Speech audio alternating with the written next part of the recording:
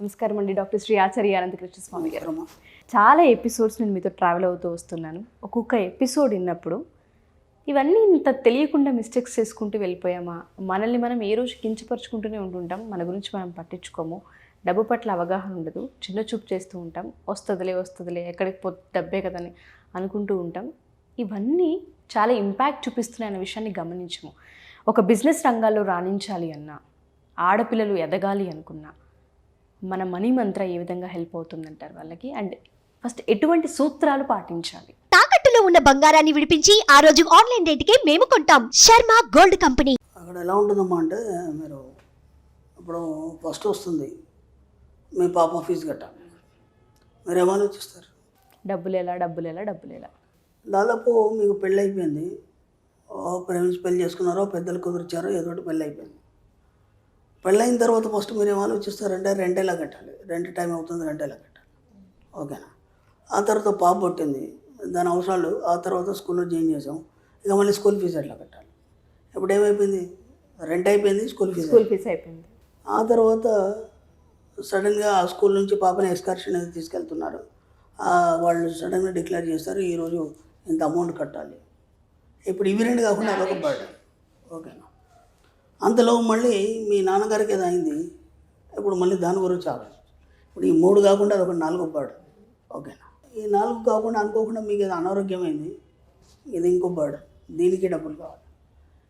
ఇప్పుడు అతనికి వచ్చేది 30,000, ఆ 30,000లో భార్యాభర్తలు ఏదో తిని బతుకుతున్నారు, అనుకోకుండా పాప పుట్టింది, ఆ 30 నుంచి దానికి కేటాయించాలి, ఓకే. ఆ తర్వాత దాని స్కూల్కి కేటాయించాలి, తర్వాత ఎక్స్కర్షన్ కేటాయించాలి, వాళ్ళ నాన్నకి ఏమైంది అటు కేటాయించాలి, ఇప్పుడు నీ ఆరోగ్యం పడేది. ఈ 5-6 సంవత్సరాల శాలరీ పెరగలేదు, అతను మాత్రం దీన్ని మొత్తం డిస్ట్రిబ్యూట్ చేయాలి అన్నప్పుడు ఎక్కడ సరిపోతాడు మనిషి, ఏది సరిగా న్యాయం చేయగలుగుతాడు? ఒక్కసారి ఆలోచించు, దేనికి సరిగా న్యాయం చేయగలుగుతాడు?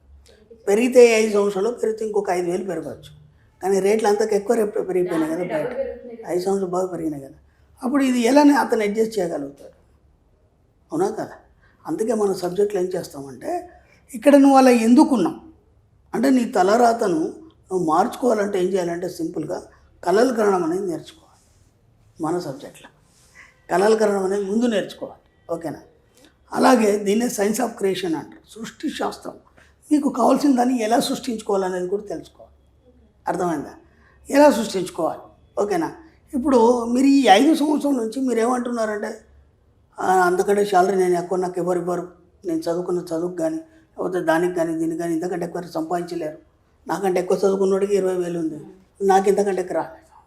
మీ యావరేజ్ని మీరే ఫిక్స్ చేసుకున్నారు, ఏనాడు కూడా దాన్ని మీరు పెంచుకోలేదు, ఓకేనా. మీకంటే ఏం తెలియనోడు కూడా ఇవాళ 50,000 సంపాదించిన వాళ్ళు చాలామంది ఉన్నారు కదా. మరి వాళ్ళు నీలాంటి మనుషులే కదా, నీలాగానే ఉన్నారు కదా. వాళ్ళు క్రియేట్ చేసుకున్నారు, వాళ్ళకి ఏం కావాలనేది క్రియేట్ చేసుకున్నారు, కాబట్టి అది సృష్టించబడింది. నీకు సృష్టించడం అనేది తెలియదు, అలాంటప్పుడు నీ జీవితానికి ఎలా కొత్త దారులు అనేది తెచ్చుకుంటాయి, అవునా కదా.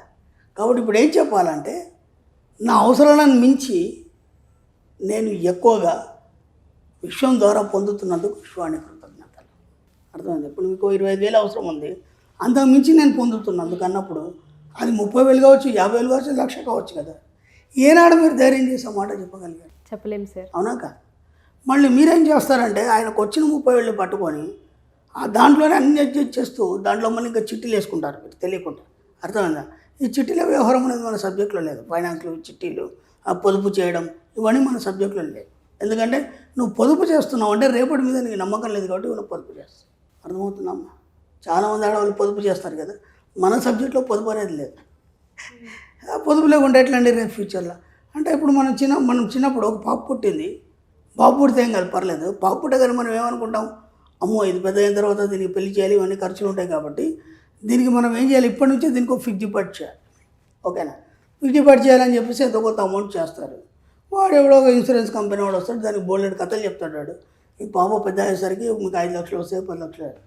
అప్పటి వరకు ఇప్పుడు 5 లక్షలు మీరు గెస్ట్ చేస్తున్నారు, అప్పటికి 20-30 లక్షలు పెరిగిపోతుంది. వాళ్ళు అప్పుడు ఏం చేస్తారు, మీకు మైండ్లో ఏముంటుంది, ఫిక్స్ చేస్తున్నాము, దీని అమౌంట్ ఇంత వస్తుంది, ఇప్పుడు ఇంత అవుతుంది, కాబట్టి దాన్ని మనం ఏం చేయాలి, ఆడో కూడా అప్పు చేయాలి, అప్పు చేసినా పెళ్లి చేయాలి, అబద్ధమాడైనా పెళ్లి చేయాలి, ఇట్లాంటి మాటలు ఉన్నాయి కదా. అవి మనకి పెద్దలు చెప్పినవి ఉన్నాయి కదా, అవన్నీ మనం పట్టించుకోవద్దు, మన సబ్జెక్ట్లో ఉండవు. కానీ అవన్నీ ఉంటాయి కదా మన మైండ్లో. ఏముంది, ఇంకో 5-10 లక్షలు అప్పు తెచ్చైనా సరే, లేదంటే ఒక ఫ్లాట్ ఉంటే దాన్ని తీసైనా సరే దాన్ని పెళ్లి చేయాలి. అంటే వీటన్నిటికీ డిజైన్ చిన్నప్పటి నుంచే మీరు చేసి పెట్టారు. అర్థమైందా? ఒక్కసారన్నా కనుక నా కూతురు పెళ్ళి రూపాయి అప్పు లేకుండా నేను చేసినందుకు విశ్వానికి కృతజ్ఞతలు అన్నావా? ఆలోచన రాలేదే. ప్రతిదానికి అప్పే, ప్రతిదానికి ఇన్స్టాల్మెంట్. జీవితం మొత్తం ఇన్స్టాల్మెంట్లకి అప్పులో పోయిన తర్వాత మీరు ఎప్పుడు ఆనందంగా ఉంటారు? ఇప్పుడు ఆ 30,000 మీకు ఎందుకు సరిపోతలేదంటే మీరు ఏనాడు మీ జీవితాన్ని పెద్ద మొత్తంలో ఎక్కువ మొత్తంలో చూడలేదు. మళ్ళీ ఏం చేస్తాం, మనం ఒక ఇంట్లో రెంట్ ఉంటాం. మన ఊరు నుంచి ఇక్కడ సిటీలో అయితే 10 దొరికితే ఇక్కడికి వచ్చాం, కొత్త పెళ్లి చేసుకుని వచ్చాం. రెంట్ ఎంత ఉంటుంది మనకి? 7,000-8,000 ఉంటుంది. 10 సంవత్సరాలైనా అదే ఇల్లు. వాడు ఇంట్లో వెళ్ళిపోకుండా పెద్ద గొడవ, అదేదో పెద్ద ఇల్లు వీళ్ళకి కలిసి వచ్చినట్టు. కొత్త వీళ్ళు సాధించిందేం లేదు. ఓకేనా? మీరు ఎక్కువ రెంట్ పెట్టి ఒక పెద్ద ఇల్లు తీసుకోండి, దానికి తగ్గట్టు ఇన్కమ్ సోర్స్ అనేది పెరుగుతుంది. మీరు ఏం చేయాలంటే మీ యొక్క ఆలోచనలు, కోరికల్ని ఉన్నతంగా ఎప్పుడైతే విశ్వానికి మీరు ఎక్స్పోజ్ చేస్తారో దానికి తగ్గట్టుగా విశ్వం ఇవ్వడం జరుగుతుంది. పిల్లలు దాంట్లోనే పుడతారు, వాళ్ళు పెద్దగా అయిపోతారు, వాళ్ళ పెళ్ళిళ్ళు కూడా అయిపోతారు. ఆ ఇంట్లోంచి మాత్రం కదలరే. అంటే ఆలోచనలు ఉంటాయి. పోతే నా సొంతలు కట్టుకొని, ఎందుకు సొంతలు కట్టుకొని పోతావు? సొంతలు కట్టుకొని ఎందుకు పోతావు? సొంతలు కట్టాలని నీకు కావాలంటే కనీసం 30-40 లక్షలు కావాలి. ఆ 30-40 లక్షలకి నువ్వు ఇంట్రెస్ట్ వేసుకుంటే కనీసం 10-20 వేలు మంచి ఇల్లు దొరుకుతుంది కదా నీకు. కట్టుకునేప్పుడు కట్టుకుందువు కదా. ఈ ఆలోచనలు ఎందుకు రావు మీకు? దాన్నే పట్టుకొని అలాగే ఇరుక్కుని జీవితాన్ని దాంట్లోనే సాగతీయటం, ఇవన్నీ ఎంతవరకు కరెక్ట్? కాబట్టి మీ దగ్గరికి డబ్బు రాదు. అర్థమవుతుందా?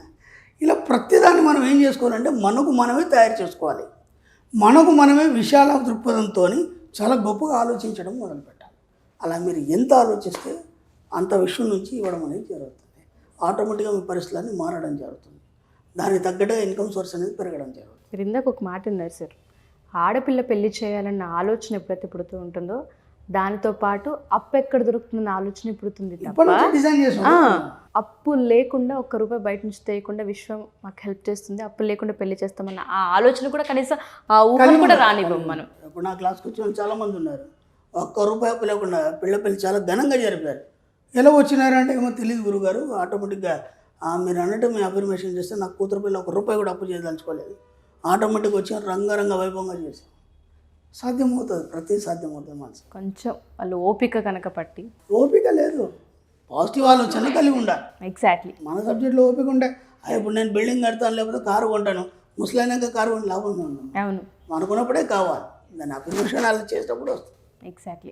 సో మీరు అన్నట్టుగానే చాలామంది ఆడపిల్లలు మన క్లాసెస్కి అటెండ్ అవ్వాలనుకుంటూ ఉన్నారు. అసలు క్లాసెస్ ఏ ఏ ప్రాంతాల్లో నిర్వహిస్తున్నారు, ఇంకా దీనికి సంబంధించిన ఇన్డెప్త్గా తెలుసుకోవాలి, ఒకసారి డైరెక్ట్ చూడాలి, మాట్లాడాలి, కలవాలనుకునే వాళ్ళు చాలామంది ఉంటారు సార్.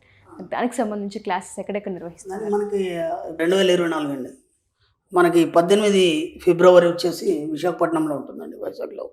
అలాగే 25 ఫిబ్రవరి వచ్చి అనంతపూర్లో ఉంటుంది. 3 మార్చి వచ్చి మనకి బెంగళూరులో ఉంటుంది. 10 మార్చి వచ్చి మనకి రాజమండ్రిలో ఉంటుంది. 17 మార్చి వచ్చి హైదరాబాద్లో ఉంటుంది. మళ్ళీ 31 మార్చి వచ్చి తిరుపతిలో ఉంటుంది. ఈ విధంగా తొందరగా ఎన్రోల్ చేసుకోండి. సమ్మర్ వస్తుంది, చాలా రష్గా ఉన్నాయి క్లాసెస్, వీలైనంత తొందరగా ఎన్రోల్ చేసుకోండి. Thank you sir, thank you so much. Thank you అమ్మా.